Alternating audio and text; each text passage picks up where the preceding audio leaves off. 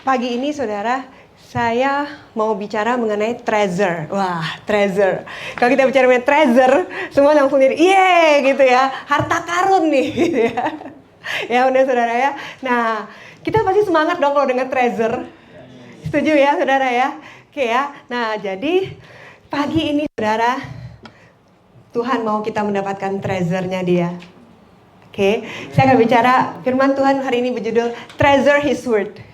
Kita buka firman Tuhan ya. Saya mulai dengan Yosua. Yosua 11 ayat 23. Ini ceritanya gini, ini setelah Yosua, saudara tahu ya, Yosua menggantikan Musa. Oke, Tuhan pakai Musa bawa Israel keluar dari perbudakan Mesir. Oke, dan kemudian sampai di padang gurun, mereka muter-muter-muter, dan kemudian Musa nggak masuk. Oke, yang masuk ke tanah itu adalah Yosua. Oke, dan kemudian Tuhan lewat Yosua memimpin bangsa Israel masuk ke tanah Kanaan, dimulai dari Yeriko. Ya, bagaimana mereka mendobrak tembok Yeriko. Oke, nah, kemudian dari Yeriko kemudian mereka menaklukkan berbagai bangsa di tanah Kanaan, ya, sampai ke sini, Yosua 11 ini. Ya, kita lihat ya, Yosua 11 ayat 23. Demikianlah Yosua merebut seluruh negeri itu sesuai dengan segala yang difirmankan Tuhan kepada Musa. Oke, dan Yosua pun memberikan negeri itu kepada orang Israel menjadi milik pusaka mereka menurut pembagian suku mereka, lalu amanlah negeri itu, berhenti dari berperang. Oke ya, kita lihat sama-sama ya. Jadi udah selesai perang nih katanya nih ya. Oke, udah dapat nih daerahnya. Oke, nah sekarang kita lihat berikutnya. Ini Yosua 11 ya. Sekarang kita pindah ke Yosua 13 saudara. Yosua 13 ayat 1. Coba perhatiin ya. Tadi dibilang mereka sudah rebut semua.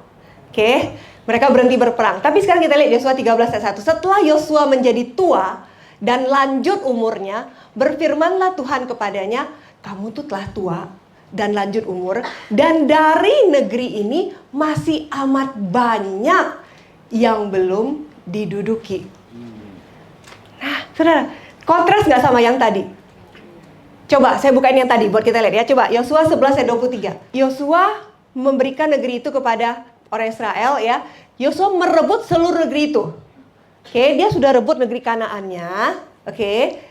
Tapi kenyataannya saudara, ya walaupun dia sudah rebut, oke, kenyataannya coba kita pindah lagi tadi Yosua 13, ternyata walaupun dia sudah rebut saudara, ada masih banyak, Alkitab ya, ada masih banyak yang belum diduduki. Nah, saya kasih sama saudara map ya, peta. Buat saudara kita tuh ada gambaran ya. Oke, kita lihat dulu sekarang lanjut ayat 2 tadi, coba Yosua 13 ayat 2. Nanti saya kasih lihat mapnya sama saudara. Lihat ya. Inilah negeri yang tertinggal. Segenap wilayah orang Filistin dan seluruh negeri orang Gesur. Mulai dari sungai Sikor di sebelah timur Mesir sampai ke daerah Ekron, ke daerah utara. Semuanya itu terhitung daerah tanah orang Kanaan. Ada 5 raja kota orang Filistin. Gaza, Asdod, Askelon, Gad, Ekron, dan orang Awi. Next. Di sebelah selatan, di seluruh negeri orang Kanaan dan Meara, kepunyaan orang Sidon. Sampai ke Afek, sampai ke daerah orang Amori. Ini semua suku-suku Kanaan ya, saudara ya. Oke, lanjut. Selanjutnya negeri orang Gebal dan seluruh gunung Libanon di sebelah matahari terbit. Mulai dari Baal Gad di kaki gunung Hermon sampai ke jalan yang menuju ke Hamat. Semua orang yang diam di pegunungan, mulai dari gunung Libanon sampai ke Misrefot Maim, semua orang Sidon. Aku sendiri akan Tuhan bilang ya, saudara perhatiin sama-sama. Tuhan bilang, aku sendiri akan menghalau mereka dari depan orang Israel. Tuhan janji bahwa Tuhan sendiri akan menghalau mereka dari depan orang Israel. Oke, tapi Tuhan bilang undikan dulu daerah itu yang menjadi kepunyaan orang Israel.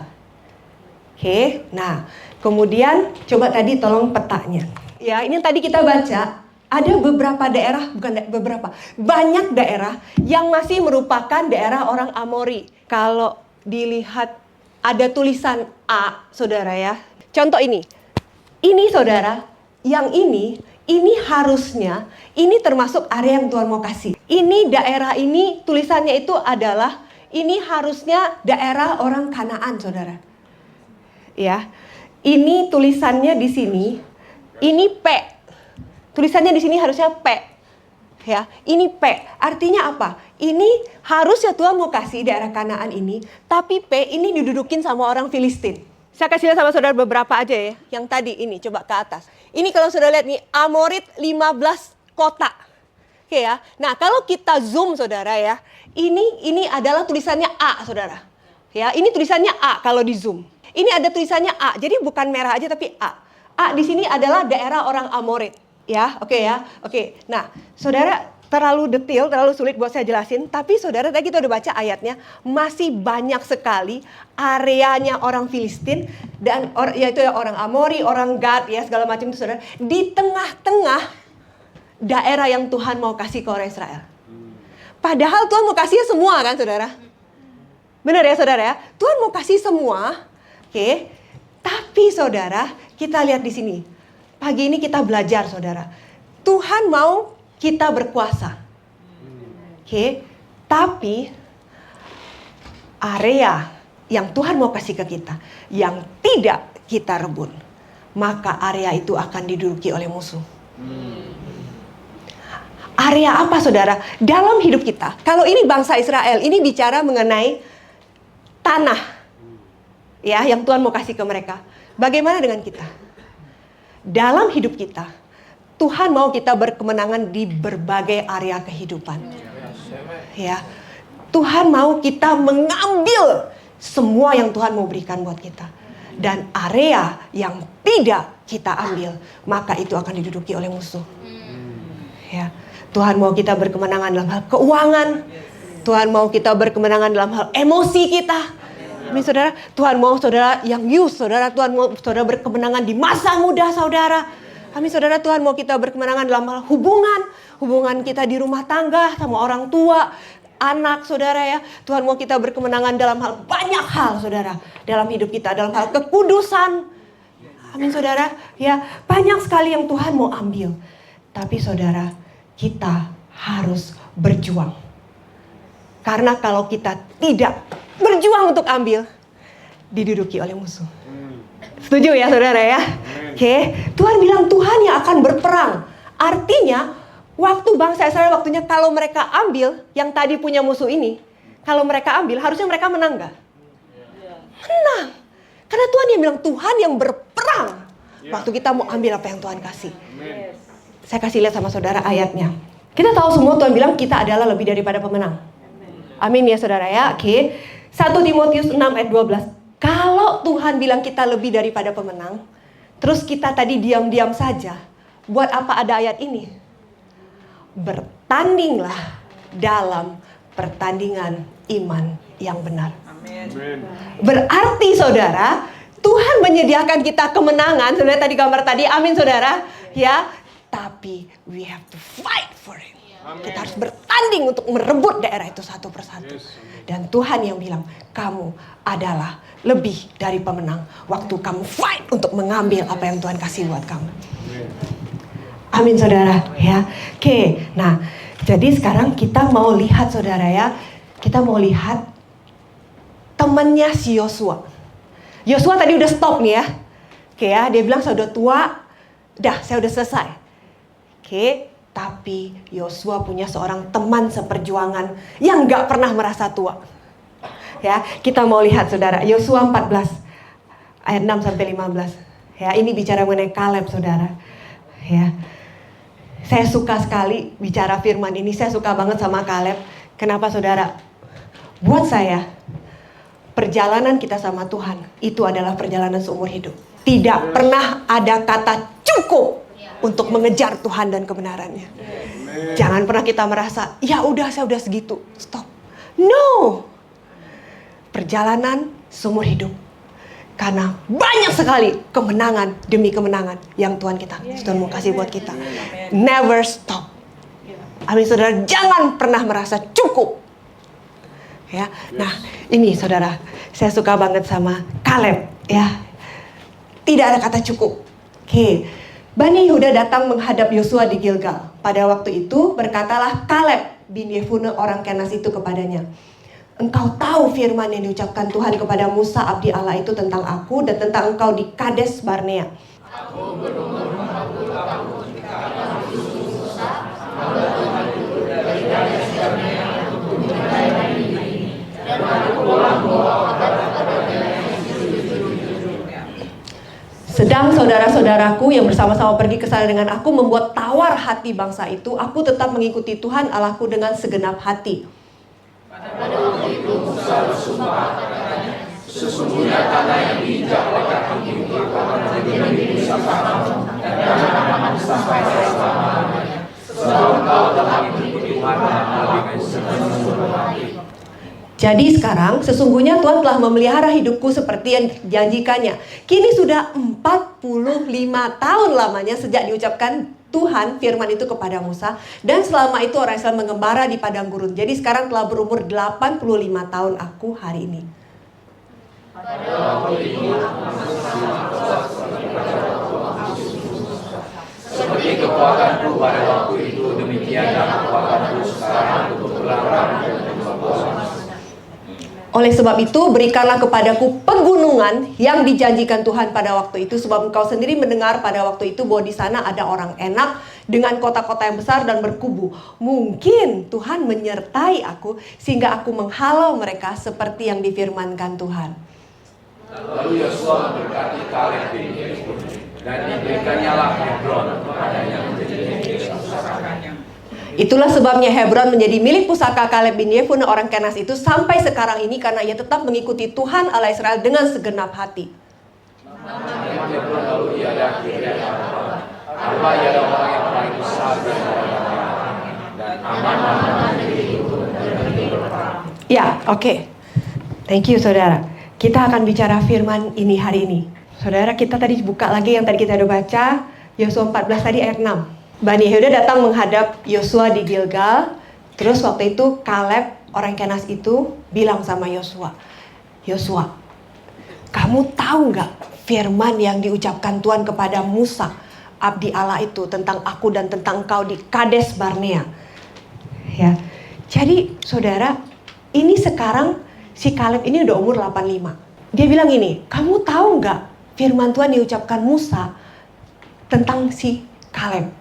Oke, itu kapan?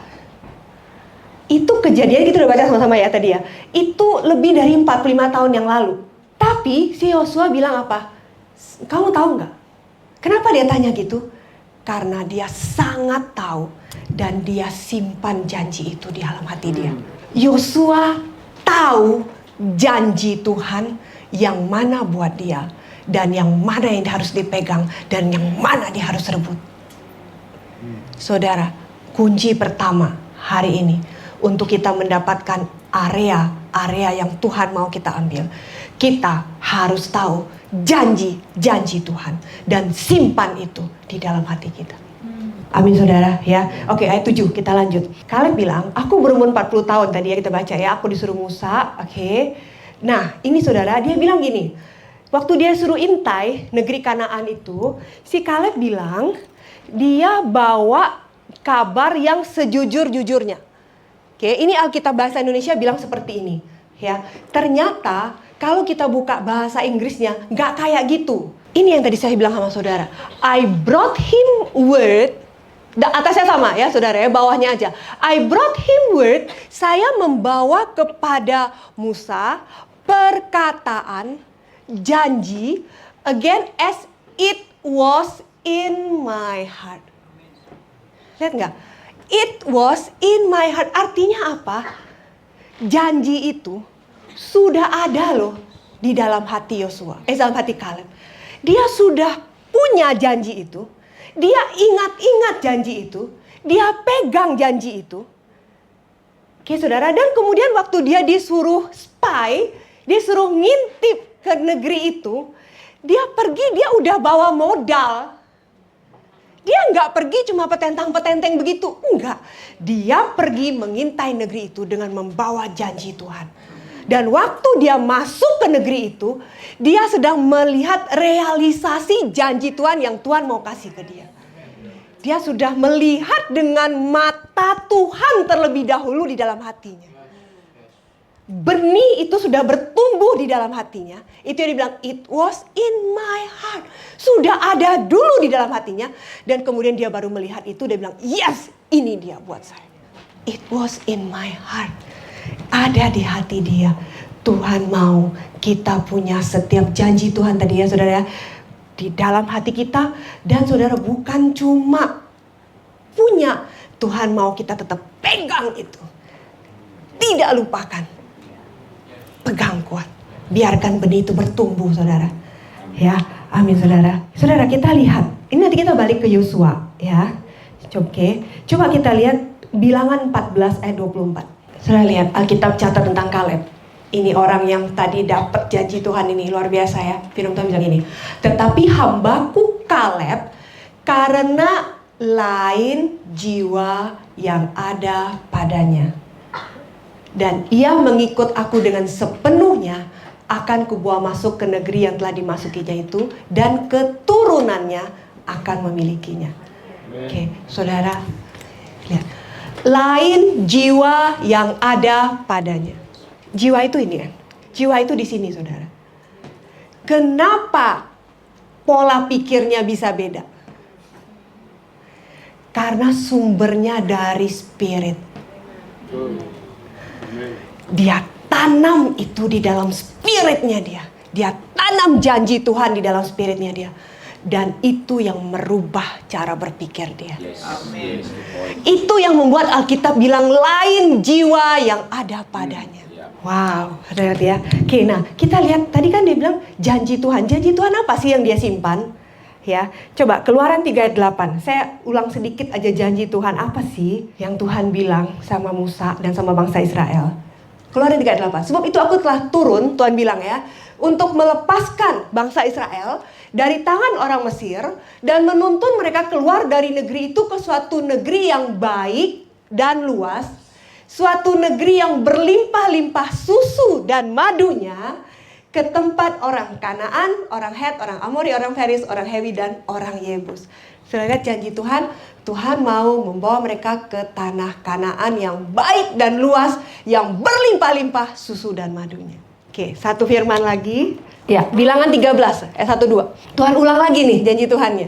Tuhan berfirman kepada Musa, suruhlah beberapa orang mengintai tanah Kanaan. Ya, ini waktu mereka mengintai, Tuhan ulang lagi loh janji Tuhan. Tuhan bilang, intai ya tanah Kanaan itu yang akan kuberikan kepada orang Israel. Saya lihat Tuhan bilang tanah Kanaan itu akan kuberikan. Dan ini janji Tuhan yang dipegang, yang disimpan sama si Kaleb selama 45 tahun. Dia nggak lupakan. Dia treasure. Saudara, dia biarkan janji itu menjadi benih di dalam hatinya dia. Dia treasure, saudara. Saya ngerti ya, treasure itu artinya kan harta karun ya. Dia menyimpan benih firman itu, janji itu seperti harta karun di dalam hati dia. Dia treasure God's word di dalam hati dia. Itu yang membuat tadi lain jiwa yang ada padanya. Kita tadi sudah baca ayat 6 dan 7, kita udah bahas. Sekarang saya mau lanjut ke Yosua 14 itu ayat 8. Sedang saudara-saudaraku yang bersama-sama pergi ke sana dengan aku membuat tawar hati bangsa itu, aku tetap mengikuti Tuhan Allahku dengan, saudara sama-sama dengan apa saudara? Sepenuh hati. Oke, ayat 8 bilang dia mengikuti Tuhan dengan sepenuh hati. Oke, saya bukain saudara ayat berikutnya, kita akan lihat berikutnya ya. Oke, ayat 9. Pada waktu itu Tuhan Musa bersumpah katanya, sesungguhnya tanah yang diinjak oleh kakimu itu akan menjadi milik pusakamu dan anak-anakmu sampai selama-lamanya, sebab engkau, sekali lagi saudara, sebab engkau tetap mengikuti Tuhan Allahku dengan, dua kali enggak saudara? Ayat 8 bilang Kaleb ikut Tuhan sepenuh hati. Sekarang ayat 9 lagi-lagi sepenuh hati. Saudara lihat ya. Oke, sekarang kita lompat saudara, Yosua 14 ayat 14. Itulah sebabnya Hebron menjadi milik pusaka Kaleb bin Yefune orang Kenas itu sampai sekarang ini. Saudara baca sama-sama. Karena ia tetap mengikuti Tuhan Allah Israel. Wow. Saudara lihat gak? 3 kali di perikop yang sama Tuhan bilang, tercatat hitam atas putih, Kaleb mengikuti Tuhan dengan sepenuh hati. Kita balik ke yang tadi. Ya, Bilangan 14 ayat 24. 3 kali ya saudara ya. Oke ya. Bilangan 14 ayat 24 yang tadi. Tetapi hambaku Kaleb karena lain jiwa yang ada padanya dan saudara, ia mengikut aku dengan sepenuhnya. Sepenuh hati. Saudara, berapa kali Alkitab mencatat Kaleb ikut Tuhan sepenuh hati? 4 kali. Kenapa hal itu harus diulang? Berarti Tuhan mau bicara hal yang sangat penting. Waktu Tuhan ketemu Nikodemus, Tuhan bicara mengenai lahir baru sama Nikodemus. Sudah tahu firman itu ya, Yohanes 3. Ya, ya. Tuhan bicara bahwa kamu harus dilahirkan kembali, kalau enggak kamu enggak bisa lihat kerajaan Allah. Saudara kalau perhatiin di sana, ya, Tuhan bicara sama Nikodemus 3 kali.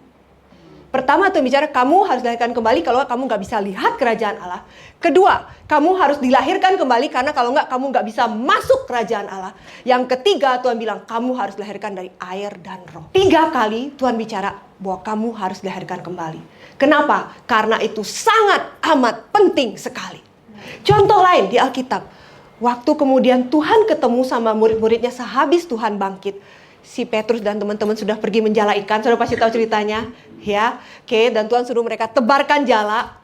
Dan kemudian mereka dapat ikannya banyak sekali. Tiba-tiba mereka sadar ini Yesus.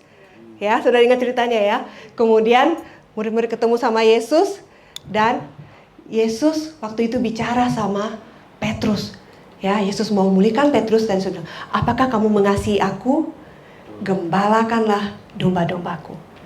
Ya, saya mencatat 3 kali Yesus bilang gembalakanlah domba-dombaku. Kenapa? Karena itu sangat amat penting sekali. Amin saudara. Jadi kalau Tuhan bicara di Alkitab sesuatu yang diulang, berarti itu amat sangat penting sekali. Nah tadi saudara waktu Tuhan bicara lahir baru, Tuhan bicara 3 kali. Dan kemudian waktu tadi Tuhan bicara sama Petrus, Tuhan bicara 3 kali. Ini saudara lihat nggak sama-sama? Saya menemukan di sini Tuhan bicara Kaleb mengikuti Tuhan dengan sepenuh hati. Berapa kali saudara? Wow. Saudara bisa lihat betapa pentingnya ini. Tuhan punya maksud. Pertanyaannya, kenapa Kaleb bisa ikut Tuhan sepenuh hati? Lihat ya, lain jiwa yang ada padanya dan ia mengikut aku dengan sepenuhnya. Kenapa bisa? Kok bisa gitu ya? Jawabannya itu saudara. Karena dia treasure firman Tuhan. Dia treasure janji-janji Tuhan di dalam hatinya. Itu yang membuat dia dipengaruhi dengan begitu kuat. Sehingga dia gak bisa dalam hidupnya gak pegang janji Tuhan. Itu yang membuat dia ikut Tuhan dengan sepenuh hati. Dan Alkitab sampai mencatat 4 kali. Saudara, the power of treasure firman Tuhan. Luar biasa gak?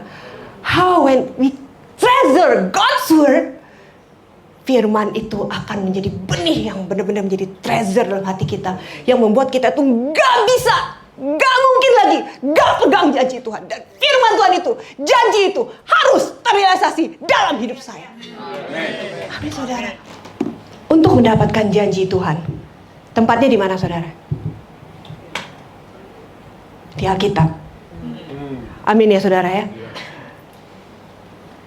Kalau orang bilang sama kita janji Tuhan A, janji Tuhan B, janji Tuhan C. Tapi kalau kita nggak baca sendiri, kita nggak lihat sendiri firman itu tertulis hitam atas putih. Kita nggak pelajarin sendiri dari mana datangnya firman itu. Firman itu nggak akan kuat loh di sini. Karena itu kata orang, bukan kata Tuhan. Bukan apa yang Tuhan letak di hati kita. That's why saudara, untuk kita mau menjadi kuat dalam firman Tuhan, gak mungkin kalau gak baca firman. Setuju ya saudara ya? Nah saudara, dan Tuhan mau kita treasure seperti Kaleb. Coba 2 Korintus 1 ayat 20. Tuhan mau kita menyimpan janji-janji Tuhan. Kristus adalah ya bagi semua janji Allah. Itulah sebabnya oleh dia kita mengatakan amin untuk memuliakan Allah. Semua janji Tuhan adalah ya dan amin. Artinya Tuhan bilang, ya ini janji buat kamu dan amin, aku mau kasih buat kamu. Amin saudara ya, semua janji Tuhan. Nah saudara, masalahnya saudara, terus terang ya, kita ini kan manusia ya. Oke, tadi dibilang kan Kaleb tuh lain jiwa yang ada padanya. Ya, nah masalahnya terus terang nih, kita ini, pikiran kita ini sangat banyak dipengaruhi sama dunia. Itu dia ya, pola pikir bagaimana kita dibesarkan, lingkungan kita, berita-berita yang kita dengar setiap hari, kenyataan-kenyataan yang masuk ke dalam hidup kita setiap hari, itu mempengaruhi di sini loh saudara. Ya, buat saya pribadi, ya, saya harus train my mind. Kenapa saudara? Kalau enggak, cara berpikir saya akan gampang sekali kebawa sama dunia. Gampang sekali kebawa bagaimana situasi saya dibesarkan dulu. Sehingga saudara, for me myself, maksudnya adalah saya sharing firman Tuhan pagi ini bukan mau show off saudara, tapi aku melatih. Kalau saya hari ini bisa bicara sama saudara di depan ini, karena ada waktu-waktu di mana saya melatih cara berpikir saya. Waktu saya baca firman Tuhan, what I do adalah saya menyimpan janji-janji Tuhan. Saya menyimpan janji-janji Tuhan. Kalau Smith, saudara pernah baca, saudara pernah tahu Smith Wigglesworth punya catatan, ya, saudara, dia tulis tangan, saudara, satu persatu, ya, buat dia renungkan. Ya, saya nggak sanggup tulis tangan. Saya screenshot, saudara, for me ya. Saya screenshot semua janji Tuhan. Dan ada waktu-waktu tertentu, saya harus buka janji ini. Saya harus memasukkan janji ini ke sini, supaya ini merubah ini. Kalau saya tidak melatih menyimpan janji-janji itu, saudara, ini saya nggak berubah. Dan Tuhan bilang kita mengenakan pikiran Kristus. Tuhan mau kita mengenakan pikiran Kristus kan. Dan saudara, saya mengalami in my life, sometimes ada hal-hal yang terlalu besar untuk dipahami sama ini. Sehingga saya harus membuat firman itu masuk. Firman itu menguasai saya.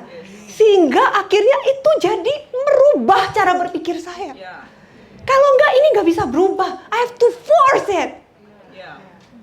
Saya memaksa itu untuk menjadi treasure in my heart. Untuk merubah cara berpikir saya. Kenapa? Karena cara berpikir Tuhan terlalu besar. Janji-janji Tuhan terlalu besar. Dan seringkali saudara, saya mengalami, kalau saya enggak pegang itu, saya akan mematahkannya sendiri dengan pikiran saya. That's why saya harus bukan hanya menyimpan, saya harus memperkatakan janji-janji itu. I have to treasure His word in my heart. Amin saudara. Dan saya percaya itu yang terjadi sama Kaleb. Dia memperkatakan janji Tuhan itu. Ya, Tuhan sudah janji buat saya. Tuhan sudah janji buat saya. Saya pegang janji itu. Saya pegang tanah perjanjian itu. Dia memperkatakan terus. Sehingga itu menjadi treasure in his heart. Sekarang kita lanjut lagi. Tadi Yosua 14 tadi. Kita lanjut ke ayat 10. Ya, jadi sekarang sesungguhnya Tuhan telah memelihara hidupku seperti yang dijanjikannya. Kini sudah 45 tahun lamanya sejak diucapkan Tuhan firman itu kepada Musa. Dan selama itu orang Israel mengembara di padang gurun. Jadi sekarang telah berumur 85 tahun aku hari ini. Pada waktu ini aku masih sama kuat seperti pada waktu aku disuruh Musa. Seperti kekuatanku pada waktu itu, demikianlah kekuatanku sekarang untuk berperang dan untuk keluar masuk. Oke, nah saudara, saya belajar beberapa hal dari ini. Waktu Kaleb simpan itu, benih itu butuh 45 tahun. Benar ya saudara ya? Kenapa harus segitu lama? Karena Kaleb itu waktu itu dia tuh hidup bersama bangsa Israel yang keras kepala dan tegar tengkuk. Sudah tahu ya? Sehingga waktu mereka masuk ke tanah perjanjian, Kaleb harus tunggu yang satu generasi ini habis. Ya, oke. Baru kemudian dia bersama generasi berikutnya, bersama Yosua, mereka merebut tanah perjanjian itu. Oke, dan karena itu dia harus menunggu 45 tahun. Oke, ya. Buat kita saudara, sekarang kita nggak tergantung sama bangsa Israel. Tuhan memberikan kepada setiap kita janji Tuhan. Dan bagaimana sikap hati kita mengambil janji Tuhan itu akan menentukan kita. Bukan lagi dipengaruhi oleh siapapun, tidak dipengaruhi oleh komunitas ini, tidak dipengaruhi oleh gembala saudara, tidak dipengaruhi oleh teman-teman saudara, tapi dipengaruhi oleh bagaimana saudara mau mengambil janji Tuhan itu. Amin saudara. Akan ada waktu. Ya. Tadi benih masuk. Kita perlu treasure benih itu. Benar ya saudara, benih itu perlu waktu untuk menjadi treasure di sini. Oke, baru kemudian Kaleb mendapatkan benih yang tadi dari rohaninya dia, yang mempengaruhi cara berpikir dia sehingga membuat dia lain jiwanya. Baru kemudian itu teraktualisasi ke dunia nyata. Saudara lihat ya, rohani, dia simpan janji itu merubah cara berpikir dia. Saudara, begitu cara Tuhan bekerja. Tuhan merubah kita dari dalam, ya, dari rohani, kemudian merubah cara berpikir kita, dan kemudian terrealisasi dalam dunia nyata.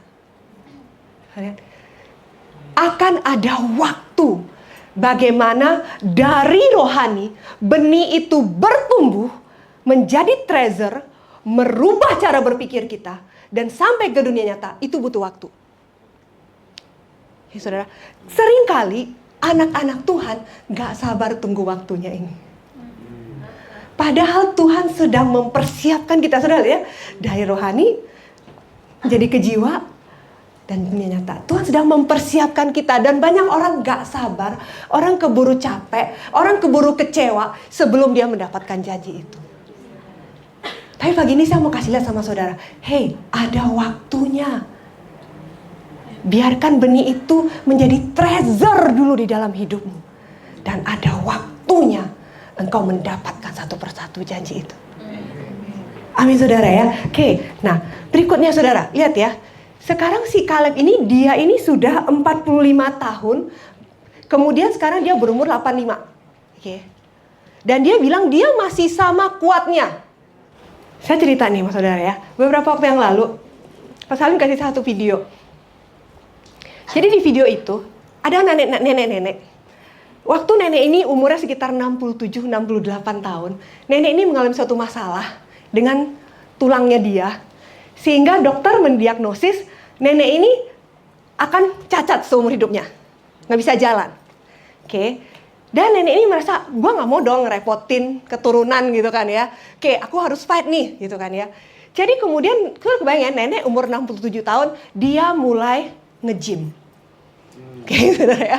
Dia latihan otot, saudara. Kenapa? Waktu dia latihan ototnya, maka itu mempengaruhi kekuatan tulangnya.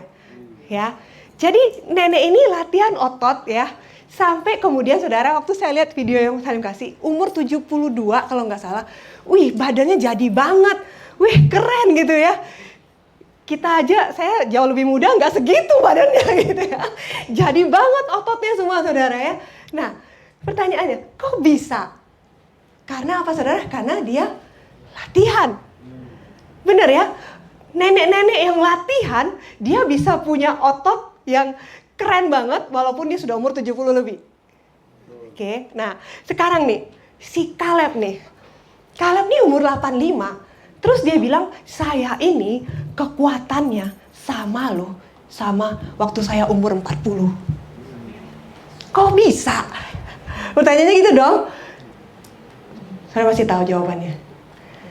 Karena dia melatih dirinya. Saya tahu apa yang dilakukan Kaleb selama 45 tahun sambil menunggu janji itu. Dia bukan cuma treasure God's word. Dia pergi berperang bersama orang-orang Israel, merebut daerah itu satu persatu. Dia fight, saudara. The fight of the Lord. Saudara kebayang gak? Kalau waktu itu si Kaleb cuma bilang, oke, saya simpan ya janji Tuhan. Saya simpan janji Tuhan. Perang ya, lu perang ya, lu perang. Oke, gue duduk-duduk santai. Saudara, kira-kira dia bisa gak bilang umur 85, aku masih sama kuat waktu aku umur 40? Gak mungkin dong saudara.